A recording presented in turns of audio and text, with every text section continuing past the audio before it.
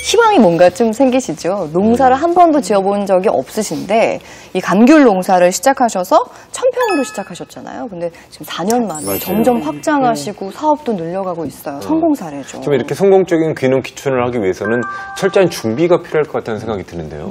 지역사회에 내려가면은 이 지역사회에 적응하는 게 이제 굉장히 중요하고 그래서 이제 우리가 흔히 하는 얘기가 3대 요소를 얘기하는데 선교육 후 귀촌, 선귀촌 후 귀농, 네.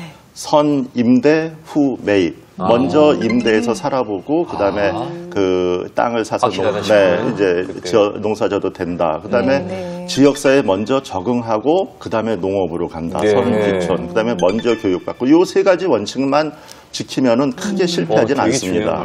박원석 씨 사례에서도 보이지만 지역사회에 적응하는 게 굉장히 중요하잖아요. 뭐 사람 관계가 어디 가서든 참 중요한 것 같은데 특히나 귀농귀촌 하시는 분들 중에서는 뭐 텃세라고 할까요? 그러니까 지역민들이 마음을 좀 쉽게 안 여시는 경우가 있어서 어려움을 좀 겪으시는 것 같아요. 그렇죠. 먼저 지역사회에 다가가는 거. 그러니까 이제 기본적으로 아침에 일찍 일어나는 거. 그러니까 도시처럼 9시에 일요일 날 9시에 일어나고 10시에 일어나고 이거는 절대로 아니되 옵니다. 해 뜰 때 같이 일어나고 동네 한 바퀴 마실 나가고 그리고 어르신들 보면 무조건 배꼽 인사하고 밤새 안녕히 주무셨습니까? 인사하고 이게 중요합니다. 그러니까 이 관계가 개선되지 않으면 절대로 이 사람들은 다가오지 않거든요. 제가 먼저 적극적으로 다가가고 그러면 이 사람들이 마음의 문 열고 그러면 이제 관계가 형성이 되는 거죠. 합체만에 또 소문 같은 거 퍼지면서 괜찮은 사람인 것 같아 이런 수도 있고요. 또 워낙 정이 많으신 분들, 어르신들이 많이 계시니까. 근데 이분들이 마음을 쉽게 열지 못하는 이유들, 뭐 심리적인 원인들이 있을 것 같아요. 예. 저희 시어머니가 지금 이제 원래 고향으로 가서 사시는데 가보면 대부분 이제 농가예요. 소도 키우고 막 하는데 그 사이사이에 그림같이 예쁜 전원주택들이 있습니다. 근데 예쁘긴 한데 왠지 거슬리는 느낌? 안 어울리는? 땀 흘리면서 일하는 데 없어 이렇게 기타 치고 노는 그런 느낌이 들어서 일단 정서적으로도 좀 받아들이기 힘들고 그다음에 이제 사람들 같은 경우는 기본적으로 인그룹과 아웃그룹을 나누는 성향이 있습니다. 그러니까 우리 집단 사람, 바깥 사람. 이거는 이제 살아남기 위한 본능 같은 건데 이제 시골에 계시는 분들이 도시 사람들이 오면 기본으로 이렇게 좀 경계가 되죠. 저 사람들이 오면서 내 삶이 바뀌는 거 아닐까? 뭐 우리 좋았던 관계가 깨지는 건 아닐까? 그래서 기본은 먼저 좀 경계하고 그러다 보니까 좀 불신이 되고 이게 이제 텃세라는 이름으로 표현이 되는 것 같아요. 귀농 귀촌하신 분들이 이제 지역민들하고 가장 부딪히는 부분은 어떤 부분인가요? 갈등 같은 건? 제가 보는 입장에서는 그 정서가 좀 차이가 있는 것 같습니다. 어떤 거냐면 시골에서는 옆집에 숟가락 개수가 몇 개인다 안다라는 소리는 사실은 아는 게 아니라 가서 세보신 거예요. 그만큼 왕래가 많으신 거예요. 근데 귀농하셔가지고 사생활을 중시하시면 또 담장진 좀 높을 뿐이고 시시분 좀 달았을 뿐인데 이제 아까처럼 이제 벌써? 뭐가 없다라고 이제 하시는 정서적 이제 갈등이 생기는 거고요. 두 번째로는 요건 좀 제 이제 돈에 대한 입장인데요. 귀농하신 분들한테 정부의 지원이 예산이 집중됐다고 생각하셔가지고 지역민들이 이제 역차별 당한다라고 생각하시는 오해분도 좀 있으시고요. 그러면 이런 갈등 요소를 좀 줄이고 지역민들하고 잘 지낼 수 있는 방법, 또 다른 방법 뭐가 있을까요? 저는 그 작은 차이를 좀 말씀드리고 싶어요. 그 같은 맥락이긴 하지만 자기 자랑하고 자기 소개에서는 좀 지켜주십시오를 항상 강조드리는데 이 차이가 뭐냐면 저는 서울에서 뭐 대기업에서 뭐 하다 내려왔습니다. 그러면 듣는 사람 입장에서는 근데 왜 내려왔는데? 라는 자기 자랑으로 들리고요. 일단 무조건 가만히 계세요. 가만히 계시면 궁금해 못 참으십니다. 뭐 하다 내려왔어? 얘기하시면 그때 얘기하시면 소개입니다. 이건 작은 차이지만 굉장히 큰 거고요. 그러니까 뭐 어떤 면에서 말씀드릴 때 좀 기다려주시고 참아주시는 것들이 이제 필요하실 것 같고요. 두 번째로는 정서라는 게 재미있는 게 고기값이 쌀값보다 분명히 비싼데도 농촌 가셔서는 밥은 남기시면 안 되십니다. 이분들이 힘들게 일하신 게 남으면 그걸 버리는 자체도 굉장히 안 좋으신 거고요. 마지막으로는 저는 이 박원 씨처럼 몸으로 직접 하셔야지 어떤 물질적으로 하시면 좀 부작용이 좀 더 상대적으로 생기는데 선물을 공세하시면요. 이분들은 그게 관습화돼가지고 매년 기대하시는 분들도 생기니까 선물이나 이런 거로 관심사기보다는 직접 몸으로 지금 보시면 박원식 씨처럼 몸으로 봉사하시고 직접 하시는 것들이 지역민의 마음을 사는 데는 더 유리할 것 같습니다. 말씀을 종합해보면 낮은 자세로 일단 다가가야 되는구나라는 생각을 하게 되거든요. 그러니까 도시 생활은 좀 인간관계를 피상적으로 맺게 되는데 오히려 조금 복잡해 보이긴 하지만 정말 제대로 된 인간관계를 맺을 수 있기도 하겠구나라는 생각도 드는데요. 차근차근 서두르지 말고 긴 안목으로 접근을 할 필요가 있을 것 같습니다. 저희가 그래서 많은 분들이 또 궁금해하시잖아요. EBS 똑똑이맘 온라인 커뮤니티에 귀농귀촌에 대한 궁금증들을 여쭤봤거든요. 네. 어떤 것들이 있었죠? 먼저 자급자족을 한다 해도 경제적인 부분이 걱정이다라는 사연. 네. 아이 교육이 가장 큰 걸림돌이 되는 것 같아요. 생소한 일을 하면서 어떻게 자리를 잡을지 불안하고요. 돈만 있다면 당연히 시골로 가고픈 마음입니다. 네. 하지만 돈이 없어서 마음만 계속 굴뚝입니다. 이런 또 얘기를 주셨네요. 네, 그러니까 일단 뭐 도전이잖아요. 귀농귀촌도요. 근데 전혀 낯선 환경에 전혀 해보지 않은 일들을 하니까 뭐 정착은 어떻게 해야 되는지 아이들 교육 문제도 굉장히 클 것 같고요. 이제는 성공적인 정착 노하우에 대해서 좀 자세하게 이야기를 나눠볼까요? 자, 먼저 이제 저 같은 경우에 이제 귀촌을 하게 된다면은 네. 먼저 어느 지역으로 가야 될지 선별하는 게 되게 중요할 것 같은데 네. 어떤 식으로 좀 고를 수 있는 노하우 같은 걸 좀 얘기해 주시죠. 노하우가 이제 여러 개가 있습니다. 근데 이제 저희가 이제 합리적으로 봤을 때 이 마을 총 인구에서 5가지 정도가 있는데 합리적으로 귀농귀촌 적지 판별하는 방법이 마을 총 인구에 이제 귀농귀촌인이 한 30% 이상 되는 지역들. 그러니까 뭐 예를 들어서 이제 100명이 산다. 그러면 한 30명 정도가 네네. 귀농귀촌인이 있는 마을로 가는 게 좋을 것 같고요. 이제 두 번째는, 이 토지 가격이 굉장히 중요합니다. 아까 윤 소장님께서도 말씀하셨지만은 가격이, 집가가 계속해서 전답 가격, 주택지 계속해서 올라가고 있습니다. 대지.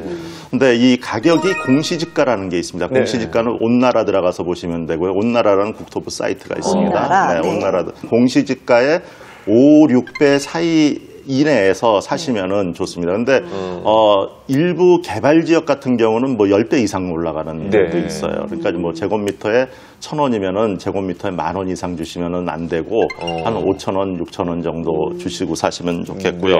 그다음에 이제 주민 교육을 적어도 이제 한 2년 정도에 2회 이상, 그러니까 1년에 1회 이상씩 받는 이런 마을로 가야지 된다. 그러니까 교육을 안 받으면은 주민들이 배타적이고 폐쇄적이고 아날로그적인 이런 생활을 합니다. 그래서 이런 마을로 가시면 안 되겠고요. 그다음에 이제 귀농귀촌인들이 이제 6대 보직이 이장님, 반장님, 청년회장님, 부녀회장님, 노인회장님. 네, 보직이죠. 요거 안에서 한 2개 정도를 귀농귀촌인이 가지고 있는, 그러니까 권력 구조를 같이 나누는 이런 마을로 이제 열려 있는 마을. 가는 게 중요하고, 그다음에 이제 마지막으로 역귀농한 사람들. 농촌에서 살다가 다시 도시로 가는 사람들이 10% 이내인 마을. 그러니까 이제 실패가 교통사고 많이 나는 데서 또 사고 나죠. 뭔가 구조적으로 문제가 있겠죠. 그래서 그렇지 않은 마을이 있는데 요것을 이제 여러분들께서 5단 척도법으로 아주 잘함, 그다음에 뭐 잘함, 보통, 나쁨, 아주 나쁨 이런 식으로 한번 해가지고요. 이제 21점에서 이제 25점 정도면은 굉장히 가도 좋을 최우수 마을. 그다음에 이제 16점에서 20점 정도면은 가도 좋을 마을. 그다음에 이제 뭐 5점에서 7점 정도 나오면 가서는 절대로 안 되는 마을. 도시 생활 다 싫어, 떠날래. 그냥 훌훌 털어버리고 가실 생각만 할 게 아니라 체계적인 체크리스트를 만들어서 5가지 말씀하신 판별법 한번 직접 적용해 보시면 좋을 것 같아요. 자, 그럼 이렇게 해서 이제 마을이 이제 선택이 됐어요. 그럼 이제 집을 알아봐야 될 것 같은데. 보통 뭐 이제 농가를 갔다가 이제 뭐 매입해서 뭐 리모델링해서 갈 수도 있고 주택을 구입할 수도 있는데 어떤 게 또 뭐 할 때 뭐 주의사항이라든지 유념할 것 좀 알려주십시오. 가장 첫 번째 추천드리는 거는요, 경치보다는 안전일 것 같습니다. 많은 분들이 계곡가에 경치 좋다고 거기에 다리 걸쳐서 딱 정자지면 홍수에 싹 밀려갑니다. 한 번에 1년을 못 버티고요. 그런 경우가 있을 거고, 두 번째는 귀농 계획에 있어서는 집이 가장 많이 우선적으로 생각하시는지 제 입장에서는 가장 뒤로 생각하시면 어떨까 싶습니다. 왜냐하면 집에 많은 돈이 투여되다 보면 결국엔 아까 말씀처럼 하우스 질 돈이 없어지는 경우도 많다 보니까 하우스라는 게 그게 제가 아는 뭐 비닐하우스 저런 걸 얘기하시는 거죠. 시설하우스. 시설하우스. 생산 활동에 집중하셔야 되는데 그거를 멋진 집을 하다 보면 거기에 돈이 많이 소요돼가지고 자금이 부족하는 경우도 있고요. 세 번째는 제 개인적인 의견이지만 다 다 쓸어가는 폐가라도 좋으니까 집이 있던 자리에 터를 잡으시는 게 새로 네. 하는 것보다 좋은 게 집이 있던 자리는 일단 검증이 됐습니다. 맞아요. 자연 재해에서 이제 검증이 됐고요. 두 번째로는 인프라가 더 필요합니다. 왜냐하면 네. 전기도 들어와야 되고 수도도 들어와야 되니까 그런 게 이미 있었던 곳이고요. 또 지역에는 군부대나 아니면 문화재 같은 경우에서 이제 그 거리 개발 제한이 네, 있거든요. 그렇죠. 거기도 확인할 수 있으니까 맞아요. 그런 자리에 이제 인프라도 확인했는데 한 가지만 더 해드린다면 네. 집을 구하시든 아니든 또 농장을 하시든 이분들이 명승지나 아니면 관광지 주변에 구하라는 요구를 하시더라고요. 네. 왜 그러나 했더니 귀농하시면 어쨌든 가장 고부가치로 판매하시는 게 이제 소비자 직거래인데 그러면 체험을 하시든 뭐 하든 알아야 오시잖아요. 네. 그러니까 가장 좋은 게 명승지를 찍고 오는 게 가장 편하시고 마지막으로 뭡니까? 하다못해 큰 길가 옆이어야지 그런 부가치를 높일 수 있는 기반이 된다라고 얘기하십니다. 제가 아는 분도 귀농을 하셨는데 정말 네. 그분은 갔더니 민박집에 세 딸과 함께 5식구가 살고 있더라고요. 그러니까 집을 천천히 알아보고 구하려고 하신다. 근데 그 말씀하신 대로 정말 차근차근 계획을 세우는 게 굉장히 중요하겠습니다. 맞습니다. 네. 또 우리 동료 또 주위 탤런트들 보면은 네. 배경만 보고 경치만 보고 집 막 통기를 좋게 해놨다가 한겨울에 놀러 왔더니 패딩 이 아이고. 파카 다 꺼내서 담요 왜 이렇게 다녔더니 난방비 한번 키게 되면 100만 원 이상이 나온대요. 그렇죠. 여름엔 덥고 해서 이거 팔고 나가야 된다고 이런 친구들도 많이 잘 있더라고요. 팔리지도 않잖아요. 그렇죠. 자, 아까 그 네. 저기 농사에 대해서 얘기하셨을 때요. 처음부터 땅을 갖다가 사는 것보다도 먼저 임대를 해서 지어보는 게 좋다 했잖아요. 네. 그럼 뭐 주의사항 유의점 좀 얘기를 해주신다면요. 임대를 구하기 힘든 게 사실이지만 사실 구한다 하셔도 꼭 확인하실 게요. 네. 그 1년 수익이 임대료보다 안 나올 수 있는 땅도 꽤 아유. 많습니다. 네. 예를 들면 쉽게 표현드려서 늙은 과선이라 표현할게요. 오래된 연식이 오래된 과선 같은 경우에는 네. 키는 훨씬 더 소출, 생산량은 줄어들지만 키가 크다 보니까 노동력은 훨씬 더 많이 들어가고 위험도 높은데 지금 이런 걸 하시게 되면 오히려 어떤 임대료보다 수익이 내보다 적게 배울 되는 것 같은. 그렇죠. 그런 얘기겠죠. 근데 해보지 않고 어떻게 알까요? 우선은 지금 말씀드린 교육을 받으실 때 그런 내용을 많이 얘기하십니다. 그리고 또 지역센터에서 물어보시는 게 네. 가장 좋을 것 같습니다. 네. 그럼 일단 그런 경험을 통해서 좀 경험이 쌓였어요. 이제 진짜 자기가 경작할 땅을 볼 때는 가장 고려해야 될 점이 뭐가 있을까요? 뭐 제 입장에서 보면은 그 가장 많은 사례가 법적으로 내 땅인데 경매를 통해서 제가 샀는데 네. 동네의 관행 땅과 다릅니다. 그래서 내 땅을 그냥 지나가시고 길이 나 있는 경우도 있으니까 내 땅이지만 재산권을 행사하지 못하는 맞아요. 경우도 좀 네네. 생길 수 있습니다. 네. 두 번째로는 그 가급적 땅을 사실 때는 직접 사시는 게 아니라 지역민을 통해서 알아보시고 사시면 지역민 사시면 절반, 내가 사면 더블 이렇게 네. 그런 경우도 좀 생길 수 있고요. 세 번째로는 제가 가장 강조드리는 건데 귀농하시거나 귀촌하시든 보통 땅값을 보고 많이 결정하시는데 땅값이 싸다고 해서 무조건 땅값만 보지 않으셨으면 나중에 농사를 지시면 땅값 빼고는 나머지가 다 오릅니다. 예, 인건비도 오르고 자재비도 오르고 결국엔 땅값 보고 쭉 내려가셨다가 판매는 가락동으로 오실 수 있기 때문에 네. 땅값만 바라보지 마시고 주변을 좀 살펴보시기 바랍니다. 정말 필요할 것 같아요. 제가 아는 분도 산을 사셨대요. 굉장히 저렴하게 나와 있어서. 근데 산으로 가는 길이 없더라고요. 그래서 그 산을 어떻게 쓸 수가 없다고. 산 사놓고 얘기하시는 자기 것 땅 한 번도 못 올라가 보고 그게 막 관행땅 얘기하셨던 그런 것 같은데 일단 뭐 이사할 때도 우리가 도시에서도 뭐 좋은 날짜 받고 계절 보고 이러잖아요. 네. 귀농 귀촌하기에 좋은 시기, 뭐 계절 이런 게 있을 것 같은데요.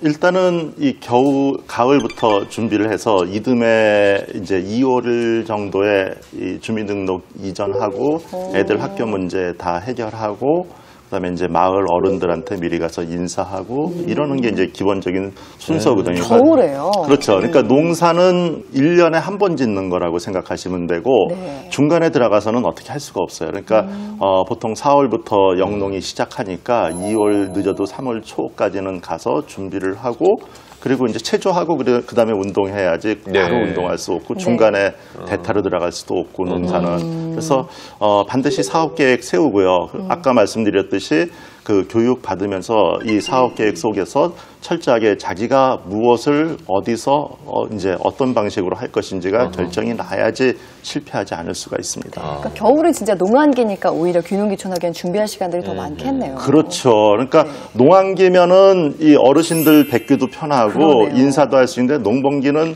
바빠요. 대슈. 관심 없죠. 네. 해주고 싶어도 네, 여유가 해주고 없으시니까. 싶어도. 네. 네.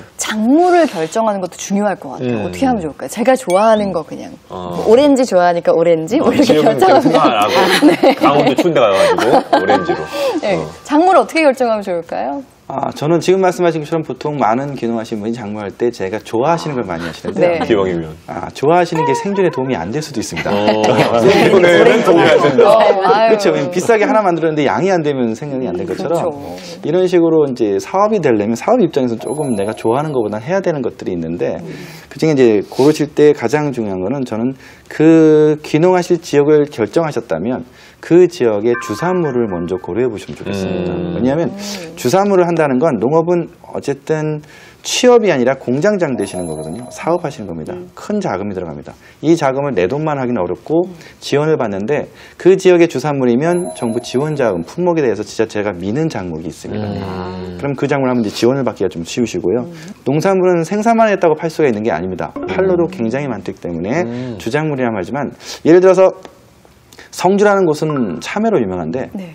거기서 딸기 농사 지시면 업자가 들어오지도 않고 내가 싣고 나가야 되는 경우가 생기니까 작물에서 일단 가장 중요하신 건 이제 주작물이 어떤 건지를 살펴보시고요. 네. 두 번째로는 많은 귀농하시면 차별화를 얘기하시는데 남들이 안 한 거, 뭐 없는 거 하지만 차별화는 차별은 고수들만 할 수 있는 게 차별 같습니다. 이거는 뭐냐면 안 하는 데는 몰라서 하는 게 아니라 이유도 있는 거죠. 네. 그걸 좀 확인해주고요. 네. 세 번째로는 제가 가장 강조하는 겁니다. TV에서 귀농에서 대박 났다는 건 가급적 피하세요. 피해요? 피해요. 가급적 피하시면 되는 게 왜냐면 대박 났다 소문나면 때로 몰려오십니다.